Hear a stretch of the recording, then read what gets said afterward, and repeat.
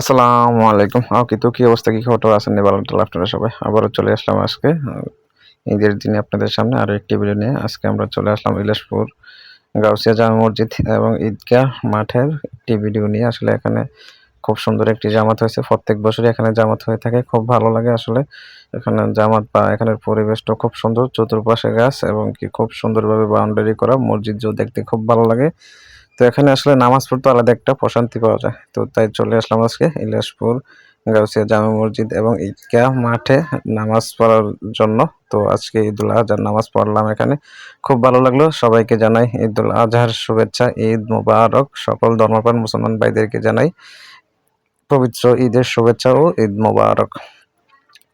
তো আলহামদুলিল্লাহ আল্লাহর অশেষ রহমতে খুব সুন্দরভাবে নামাজ পড়লাম, কোরবানি দিলাম, গরু কাটলাম। আসলে যদিও আজকে গরুর পোস্ট করা হলো না, কারণ সবাই কিন্তু এই বিষয়টা নিয়ে পোস্ট করে, তো আমরা পোস্ট করলাম না।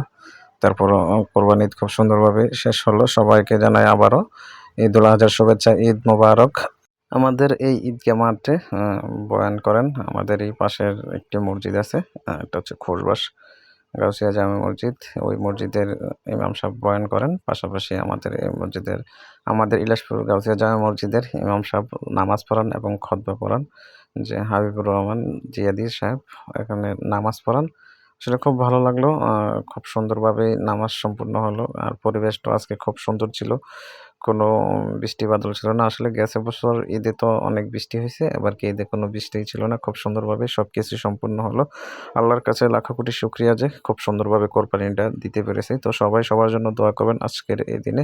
আল্লাহ যাতে সবার কোরবানিটা কবুল করে। যেই নিয়ত নিয়ে কোরবানিটা দিয়েছে, এই নিয়তটা যাতে পূরণ হয়, কোরবানিটা যাতে কবুল হয়।